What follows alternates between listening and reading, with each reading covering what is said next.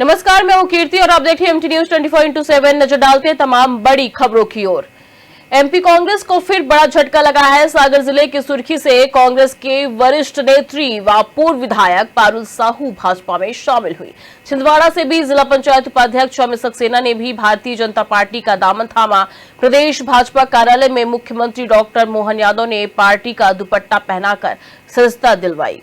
देश में लोकसभा चुनाव का बिगुल बज चुका है और कांग्रेस की मुश्किलें खत्म होने का नाम नहीं ले रही हैं।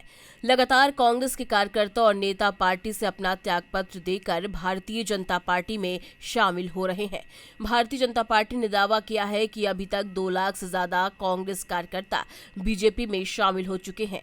आज सागर जिले के सुर्खी से पूर्व विधायक पारुल साहू ने बीजेपी की सदस्यता ली। उनके साथ हजारों कार्यकर्ता भी भाजपा में शामिल हुए।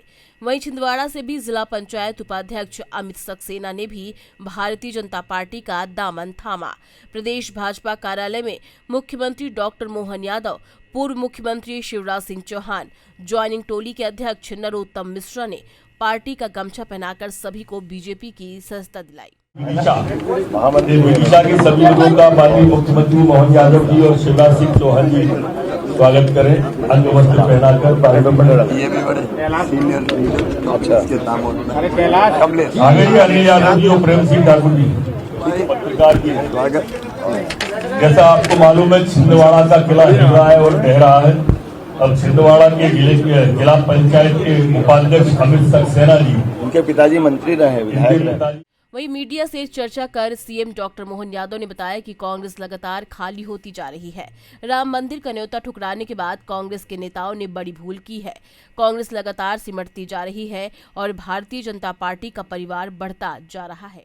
अलग अलग प्रशासनिक दक्षता, कुशलता और राजनीतिक दृष्टि से सुचिता की अगर हम बात करते हैं तो ऐसे लोगों का आना निश्चित रूप से हमारी अपनी वैचारिक पृष्ठभूमि को और मजबूत करता है।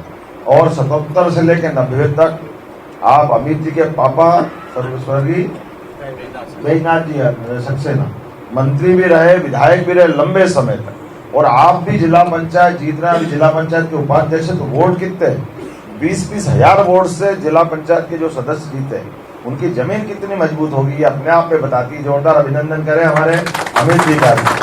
और आपके आने से हमने वहां भी कहा था कि छिंदवाड़ा कांग्रेस के नेतृत्व में गड़बड़ है, कांग्रेस का गढ़ नहीं है। और ये सब ध्यान में आ रहा है लगातार। और छिंदवाड़ा वो कह रहे हम तपस्या कर रहे हैं, तपस्या नहीं वो समस्या बन रहा है। लोकल लीडरशिप को खड़ा नहीं करने दे रहे। आज तक वहां हमारा अपना कोई व्यक्ति सांसद नहीं बन पाया। इसका कारण एकमात्र कारण कमलनाथ जी। इधर पूर्व मुख्यमंत्री शिवराज सिंह चौहान ने कहा कि कांग्रेस के वरिष्ठ नेता ही चुनाव नहीं लड़ रहे हैं। सोनिया मैडम खुद बच रही हैं।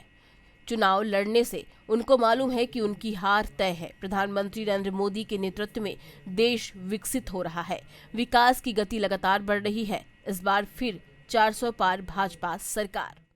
कांग्रेस के गलत फैसलों के कारण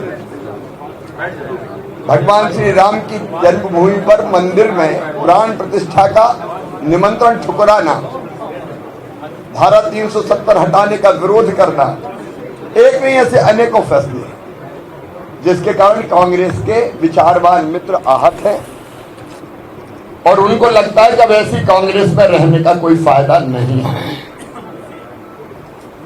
अब कांग्रेस की हालत तो ये हो गई है कि उनकी सर्वश्रेष्ठ नेत्री ही चुनाव नहीं लड़ रही। सोनिया मैडम ने मैदान छोड़ दिया रायबरेली। बताओ, यहां से इंदिरा जी लड़ी, वहां कांग्रेस के पास उम्मीदवार ही नहीं है।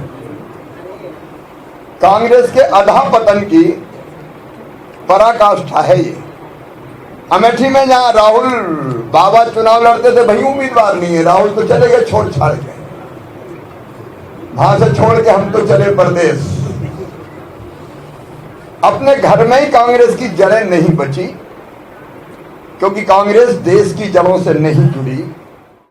पारुल साहू ने मीडिया से चर्चा कर बताया कि मुझे अपने परिवार में वापस आने पर बहुत खुशी हो रही है। कांग्रेस में लगातार अपमानित सा महसूस कर रही थी। प्रधानमंत्री नरेंद्र मोदी की रीति नीति से प्रभावित होकर मैं भारतीय जनता पार्टी में शामिल हुई हूं और मेरी कोई अपेक्षा नहीं है। मैं पार्टी के लिए निस्वार्थ भाव से सेवा करूंगी। ये कभी देरी नहीं होती है और मैं भारतीय जनता पार्टी की कार्यकर्ता रही हूँ।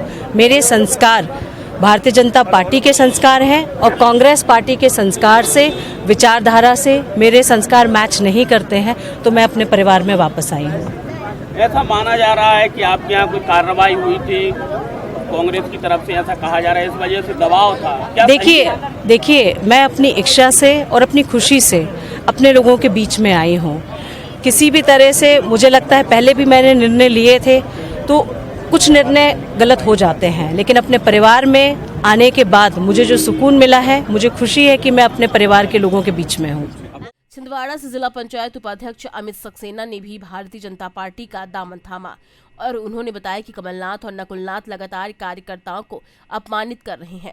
उन्होंने आदिवासियों पर भी कटाक्ष किया। छिंदवाड़ा में विकास हो, लगातार मेरा यह प्रयास रहा, मगर ऐसा कुछ नहीं हुआ। आज भारतीय जनता पार्टी में शामिल हुआ हूं।